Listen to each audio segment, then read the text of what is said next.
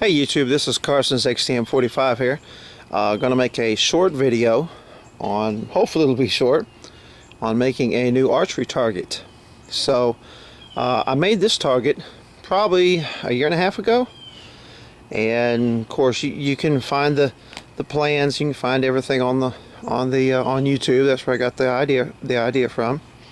But and normally people, when they make these targets, they use carpet.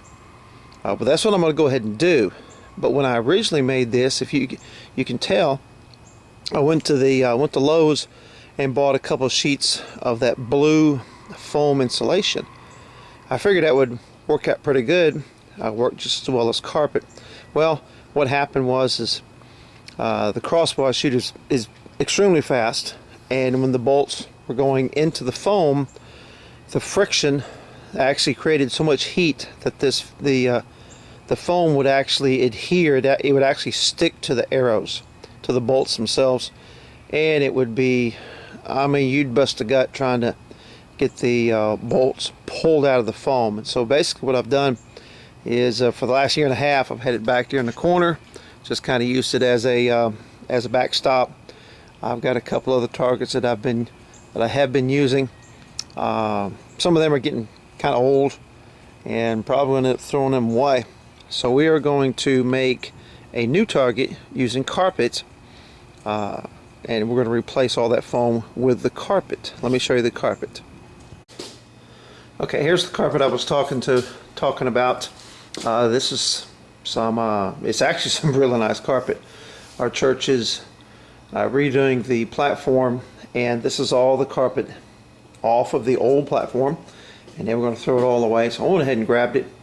And of course, what you do, if you've seen the other videos where they make the target, you measure. I'm going to measure those pieces of blue foam, and then I'll end up cutting this carpet up the same dimensions as far as length and width and so forth.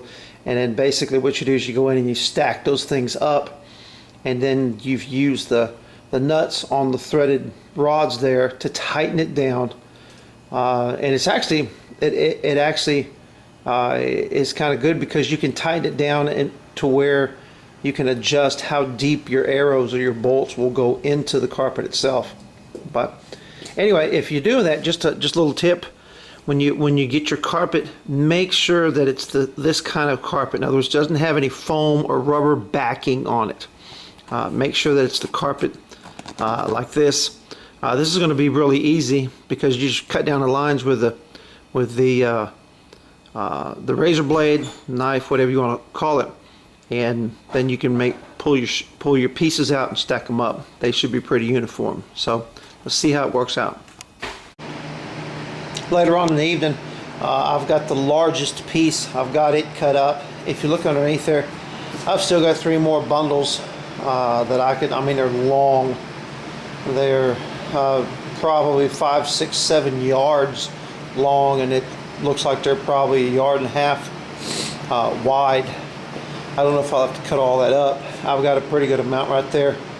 I'm figuring 3 of those stacked up compressed would make 1 inch, and if I want to make it 24 inches tall as far as the target area, if I want to make it 2 feet tall, because it's going to be 2 feet wide, make it 2 feet tall, 24 inches by 24 inches, I figure 3, what's that, 72 pieces?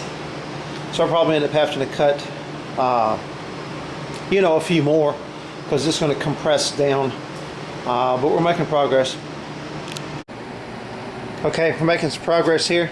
I've got the strips that I cut last night. I still got those 3 bundles underneath there that I hadn't even touched yet, and so I'm cutting the strips into the sections. They're 11 inches wide. I'm cutting them 22 inches long. Just a quick tip: what you can do, flip them over, and then when you do your measurements, use your blade and cut between the threads. Kind of helps guide you. So we're making progress. All right, we're done cutting our squares. This is the old target. I've already got the screws loose, or the nuts on the threaded rods. I got them all loose. That top board will lift off. I'm going to take all this foam, we're going to put it in the recycling bin, I've got my squares cut. I've got 70 layers, which comes out to 24 inches uncompressed. Compressed, I'm figuring it's probably going to be 21, close to 22. It'll be close enough. Let me show you how this goes together. Okay, got all the I got all the carpet pieces of carpet stacked in there. That's about as tall as the foam was. I haven't tied it down to compact it yet.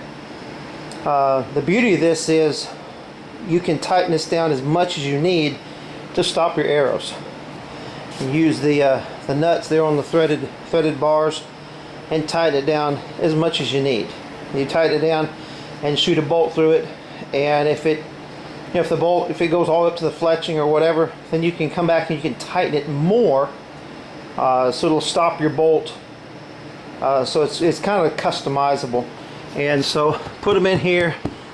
You know, you want to wiggle them around because your cuts are exactly perfect, okay? But you want one side to be as flat as possible, and so that's what I've done. So what I'll start doing is I'll start cranking this thing down and compacting it. We'll come back for another section of the video. She's coming along. I didn't realize how much this was going to compress. These threaded rods here, about to kill me. I'll get them threaded down there. One little note, don't do like I did. I put mine on the bare floor. So if I reach down and grab those threaded rods and try to pick it up, probably right now the middle of it's going to fall out on the floor. So when you do this, when you do assemble it, put it together, you might put it on maybe like a flat, like a piece of plywood or something, so that once you get it, you know, pretty tight, pretty snug, you can stand it all up at one time and the middle doesn't fall out on you. So anyway, I'll continue tightening up these the nuts on these threaded rods, and we'll get her stood up here in a minute. Okay, here we go. I have got it pretty much completed. I've got some stuff I'm gonna have to change on it, but this is the basic idea. Now I've got my crossbow, and this is at one end of the garage, and I'm gonna go to the door, which is about 5 or 6 yards away. I'm gonna shoot a bolt into the middle of it. This bolt's got a fill point on it. We'll see how far it goes into the target. This bow is shooting 415 feet per second, only 5 yards away. So, you know, if I get it out there in the yard and I'm shooting 25 or 30 yards, I should even have better results. So here we go.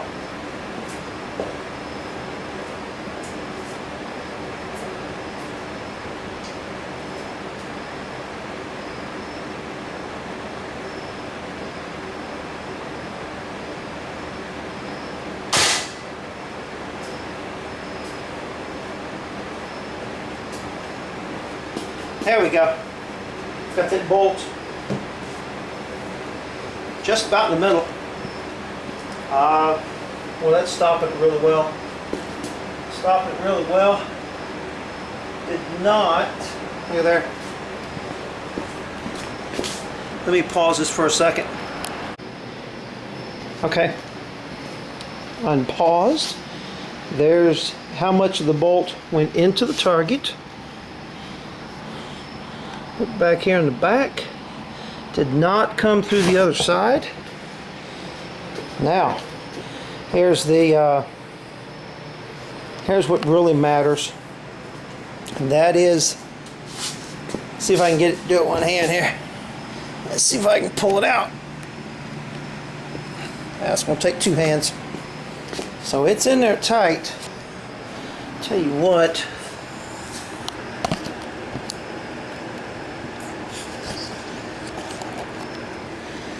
There we go. Hold on, target there. What's in there good, eh? There we go. Yeah, that was in there pretty good. But it stopped it. So, It stopped. I think that's what I'm gonna kind of wrap it up.